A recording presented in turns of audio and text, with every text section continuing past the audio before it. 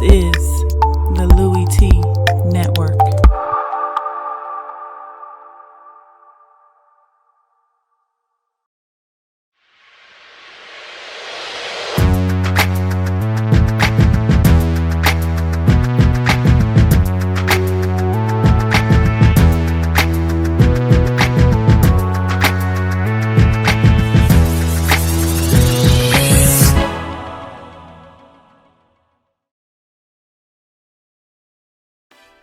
Who else could it be but me, your man, Louie Tee? Welcome to the Draft Prospects 101 series, your guide to some of the biggest and hottest names of the 2017 NFL Draft.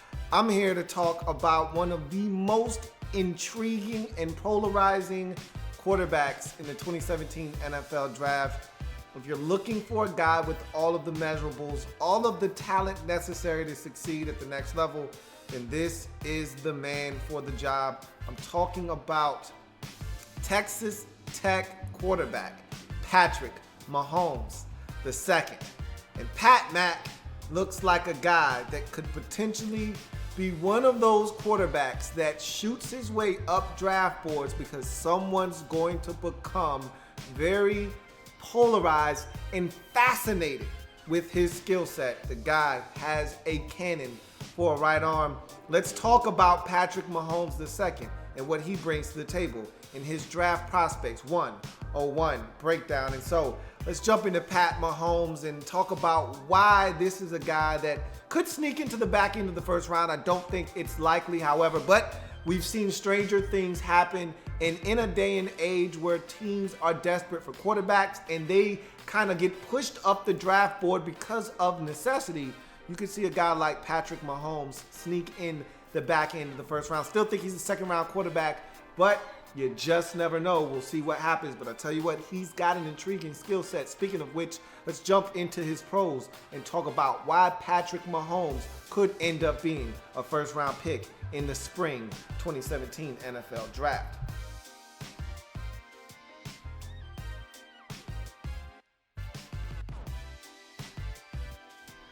So as we jump into Patrick Mahomes and what he brings to the table, the first thing you look at is his size and strength. I think his stature is something that I want to focus in on before we move on to any of the other things that really make this guy stand out. At 6'2", 220, 25 pounds.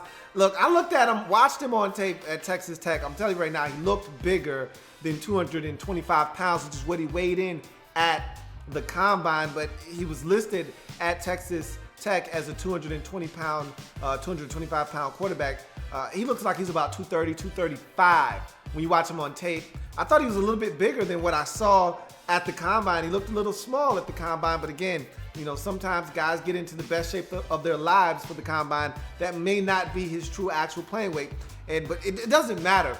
Bottom line is this guy is a load to bring down, and at 6'2", not the greatest height, but it's an adequate height at the next level. But it's his stature, it's his girth, if you will.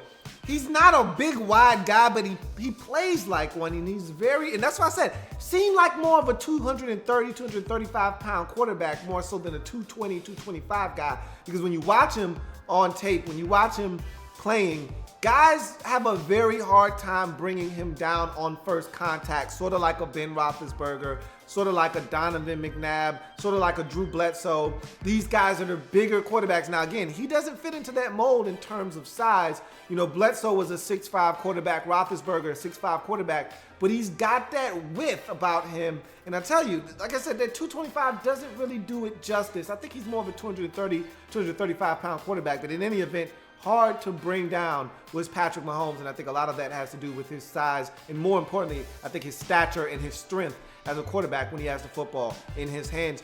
I think the next pro, however, is what probably sets him apart from every other quarterback in the 2017 NFL Draft, and that's his uncanny arm talent. You won't find another guy in this draft that can sling it the way that he can. He's a flick of the wrist guy, a guy that can probably throw it 75, 80 yards effortlessly in his sleep. He's got that kind of arm strength, and it allows him to get away with some things that other guys in this draft just simply can't even dream of doing. It also can get him into trouble. We'll talk about that a little bit later on, but make no mistake about it. His arm talent is unmatched in this draft class, and once he enters the league, he will be among the strongest arm quarterbacks in the National Football League. So that's the kind of arm we're talking about here, folks. A guy that can throw it with the best of them. Doesn't have to be on balance to fit it into a tight window. Doesn't have to have good footwork to throw it 50, 60 yards down the field and be accurate with it. And that's why this guy will be the apple of some team's eye come the 2017 NFL Draft. Fearlessness and gunslinger mentality is the next pro for Patrick Mahomes II. Now, again, this is a gift and a curse. Because he's got that fearlessness, he will stick the football in a tight window where you don't think it should go and probably doesn't belong, but he will make himself right on 3rd and 8 to a tight window on a dig route to a guy that is covered by a corner and a dropping linebacker. Shouldn't throw the football. It gets in there anyway. He's got that kind of arm. It's a gunslinger mentality that will bail him out of some situations. Bail his team out 3rd and 26, throws a touchdown versus West Virginia. It's that kind of mentality that Patrick Mahomes is able to exude on the football field that's going to allow him to potentially succeed at the next level. Now, again, gift and a curse. We'll talk about why that gift is also a curse, but we've seen guys succeed at the next level with that mentality, a la Brett Favre, probably the most heralded gunslinger and mentality gunslinger-wise guy we've ever seen in the National Football League. Patrick Mahomes has that same DNA.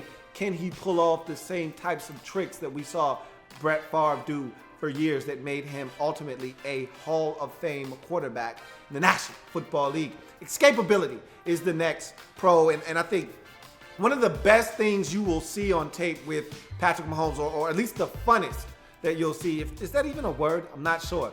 But I tell you what, one of the things you will enjoy the most is his ability to escape in the pocket. And he's not the most athletic guy either, but he finds a way to escape. And his linemen know, look, man, we got to keep peeling back and getting guys, because this guy's going to run around helter-skelter, backyard football until he can set himself and sling it 40, 50 yards down the field and give one of our receivers a chance. So he's a guy that will escape to extend, and he's not, a lot of times, not looking to run. He's looking to escape with the intent to throw it 20, 30, 40, 50, even 60 yards down the field. That's what Patrick Mahomes brings to the table. A la Johnny Manziel when he was at Texas A&M. This is a guy that extends the play. His escapability is something worth watching. It is well worth the price of admission. That's probably the best thing that you'll see on tape with him, or at least the thing that you will enjoy the most. At least I can't speak for you, I can speak for myself. That's what made his tape so much fun, is that he was never out of a play. Guys were never fully covered because he would run around for 4 seconds and then throw it to a wide receiver who would uncover, because who's covering guys for 7, 8, 9 seconds? Because this guy's running around in the backfield, creating more time for his receiver to get open. So his escapability is off the charts. Again, I don't know if he'll be able to get away with that. It's one thing to do that at the collegiate ranks. It's a whole nother animal with the athletes on the football field. Don't know if he'll be able to get away with that nonsense at the next level. Probably won't be able to, but one thing's for sure, he's a guy that is looking to extend to make a play down the field, and his escapability was apparent on tape. Ability to throw on the move, another one of these big caveats you get with a guy with a huge arm. Again, doesn't need to be stationary. Feet don't have to be set for him to throw the football. Again, flick of the wrist. And because of that, this guy's off balance. He's outside the pocket. He's throwing from all kinds of different angles, and he's delivering the football to guys. And so his ability to throw on the moves makes him dangerous. Again, he gets outside the pocket. He escapes the pocket. Guys are chasing him, and he flicks it 40 yards down the field to an open receiver. And all of a sudden, what looks like it could be a 15-yard sack is now a 42-yard gain. And that's the kind of menace that Patrick Mahomes can be when you allow him outside of the pocket. That's probably when he's at his most dangerous. And so, yes, this guy can throw it outside of the pocket, and very well, I might add. Touch. For a guy that has a big arm, and you don't see this very often, something that drives me nuts with a lot of quarterbacks, with big arms is that they don't have touch. With Cam Newton, I can't stress this enough. Love Cam Newton's arm and his ability and all the intangibles that he brings to the table, but the one thing I feel like Cam Newton lacks is touch. He throws everything at 97 miles an hour or plus. With Patrick Mahomes, you can see a little bit of touch. Got a guy running a corner route towards the sidelines. This football has to have the right trajectory, and it has to have that feathery, soft touch to get it to him without him going out of bounds and still being able to get a foot or two down. And he does that. He's got to drop it down 40 yards down the field over the shoulder so that the receiver can catch it. He does that back of the end zone. Don't have a lot of real estate. Got to put touch on that football. Get it over the hands of that corner or safety. He can do that. I think he does throw the football with very good touch for a guy that has a cannon for a right arm. Heady athleticism is the next pro.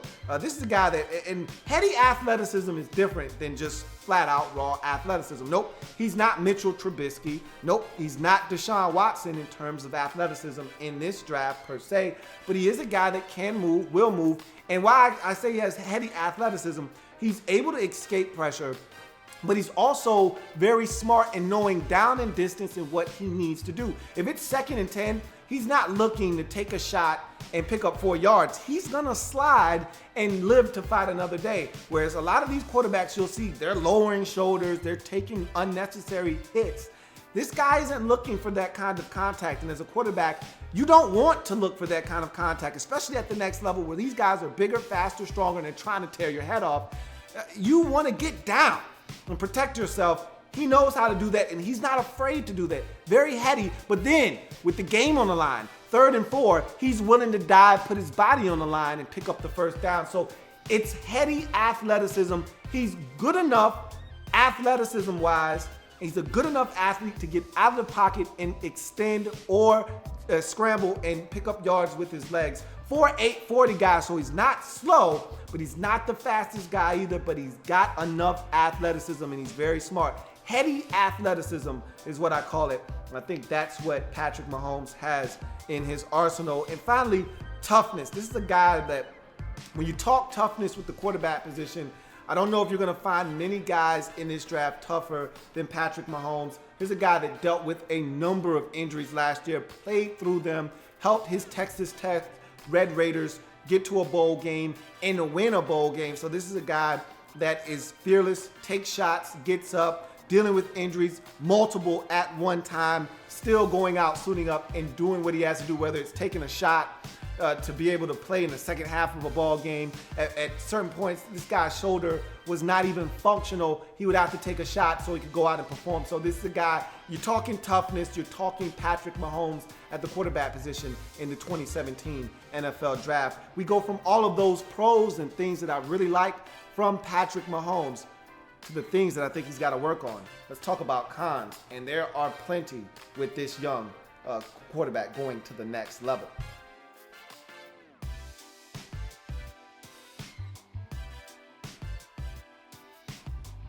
Okay, so let's just get the elephant out of the room. I don't even want to dance around this thing. He's a spread read option quarterback. The only time you're going to see this guy get under center, and he did it quite a bit, is quarterback sneaks. 3rd and 1, 3rd and inches, 4th and 1, 4th and inches. He'll get under the center and he'll quarterback sneak. Other than that, this guy was never, I repeat, never under center. So if it's not a quarterback sneak, this guy doesn't know the meaning of under center snap. So what that tells you is there's a lot of issues here that you're gonna have to work out. And he has some bad habits, and we're gonna talk about some of those. Speaking of which, let's move on to one of the biggest bad habits that I think he's gonna have to shake at the next level if he's gonna be successful. Too much of a risk taker. He lives very dangerously, and it ties into another one of my cons that I have for him. But let's talk about this one, and then I'll kind of bleed into the other one that I have. He's a risk taker. And what I mean by that, and I talked about that gunslinger mentality earlier, he's a guy that's not afraid to cut it loose when nothing's there. And sometimes, look, we all praise him, laud him in college for doing this, throwing off balance into triple coverage and a guy coming down with the football miraculously. Oh, look at Patrick Mahomes, this guy's a magician. But what happens when those start turning into interceptions?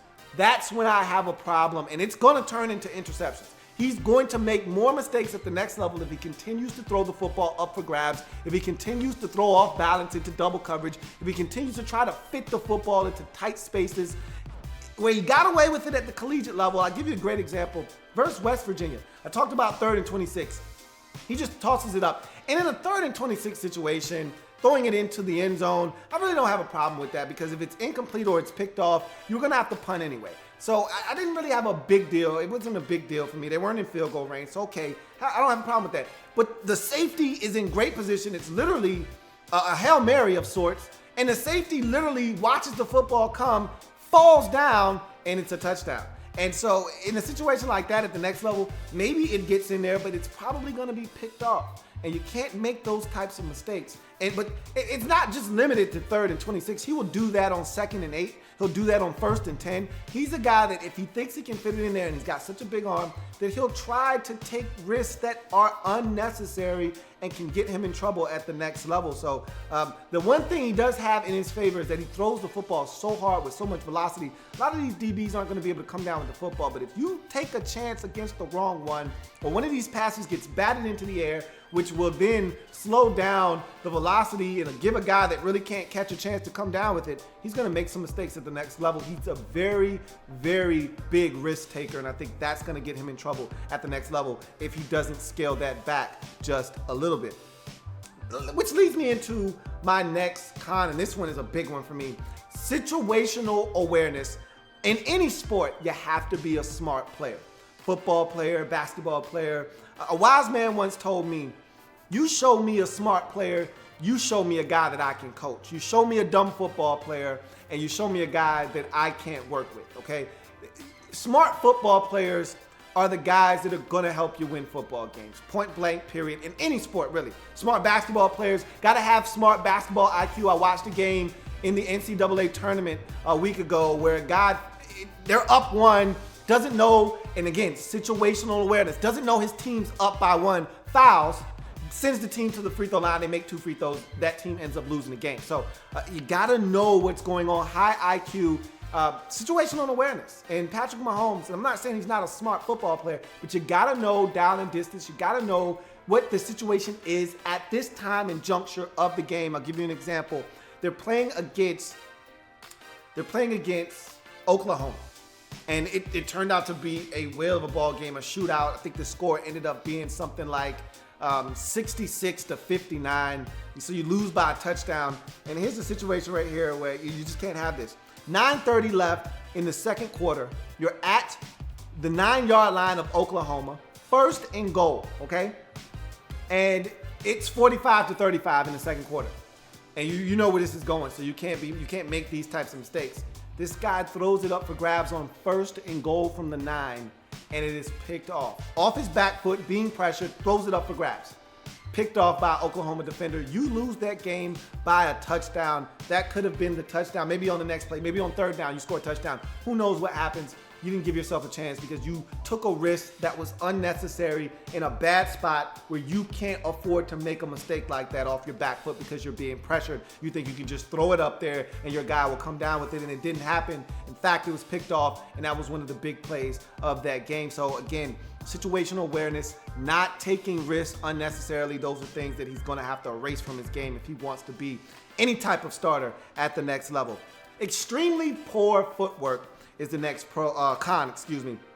And I think a lot of this just has to do simply with the fact that this guy, hasn't been under center very much. And look, that doesn't excuse you because Deshaun Watson isn't under center very often. Mitch Trubisky wasn't under center very often. That's not an excuse for poor footwork. What happens is when you have a big arm like Patrick Mahomes has, you tend to do away with proper footwork because your arm can compensate and in certain instances overcompensate for poor footwork. You've seen it throughout Jay Cutler's career. Very poor footwork because he's got a cannon of an arm. Same thing with Cam Newton. He's got a hose. So sometimes he'll throw flat-footed off his back foot and it's not proper mechanics, but the ball gets there and a lot of times it's still accurate because he has the arm strength to get away with it. Same thing here with Patrick Mahomes. I think he's going to have to clean some of that stuff up because you'll see him be very inaccurate. And his completion percentage is very misleading because a lot of short throws, a lot of first down drive starters, as I like to call them, or possession starters, where you just get it out to a guy on a hitch or a little bubble, and you let them get 4 or 5 just to get you in a little bit of a rhythm and cut down that down and distance to try to get you into a nice, manageable second or third down situation. But there are so many times where this guy is just off, high, wide, low, and it's because his footwork, his mechanics from the waist down is all out of whack because of his arm strength. A lot of times he's not concerned with if his foot is where it needs to be, if he's releasing the football with the proper throwing plane and platform. He doesn't care about any of that because his arm strength a lot of times bails him out of trouble. Well, that's not going to work at the next level again. There are a lot of errant throws, balls sailing over guys' head. Where at the next level, that's going to be a safety waiting on that errant throw, pick it off, and he's going the other way. So again, he's going to need to clean that up. His footwork, to me, is terrible, and he's going to need a lot of repairing at the next level. His injury history is the final con, and it's something that, again, I'm a big Carfax guy. Show me the Carfax. Look, you can sit here and tell me about this, that, and the third. Show me the Carfax. This is a guy that had multiple injuries last season. I told you he's a tough guy. That's one thing you will not question with Patrick Mahomes is how tough is he. But that being said, he still endured a ton of injuries. His throwing shoulder, he had an AC joint injury. So that was something that bothered him. Remember, I told you he had to take shots to be able to perform in the second half of some games because it was so much pain. Wrist surgery he had during the season that really hindered him, and I think he might even had some wrist surgery in the offseason as well. In any event, thumb injury that he played with at the end of the season. So this is a guy that wrist surgery, that has a thumb injury, that dealt with a shoulder injury. This is a guy that dealt with a multitude of injuries in 2016. So just know that while he's a big, strong, tough guy, he is coming with a little bit of damage, so you just make sure you know what you're getting yourself into. Read the Carfax thoroughly on Patrick Mahomes II. But in any event, this is a guy with all the tools necessary to be successful. He's by all accounts, a very smart guy. Played in a very complex offense. While it was still a spread offense, it was a very, very complex offense. He was asked to do a lot at the line of scrimmage.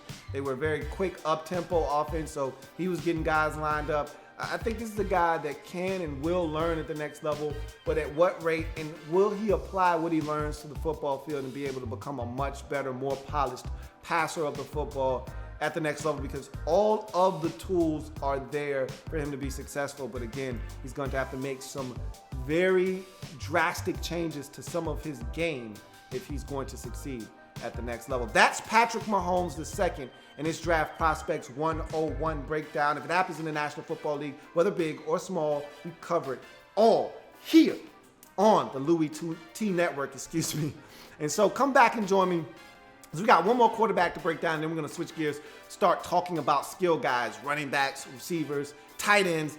This draft is loaded at the tight end position, and I think there are some really good value picks at running back as well. So I'm going to jump into all those positions after we knock this one quarterback down. And remember, I've come up with a little bit of a game plan as to how you can actually see what I'm watching with these players. You want to see me actually break down the tape of some of these players. 1,000 views and 100 likes is going to get that done for every single video that has those two things in combination with one another. That particular player will be broken down in front of you to see exactly what I see when I break these players down. So that's going to do it for Patrick Mahomes and his draft prospects 101 breakdown. I will see you next time. Come back and join me. Have a good one. Whether you're looking for more great content or more of me, your man, Louie Tee.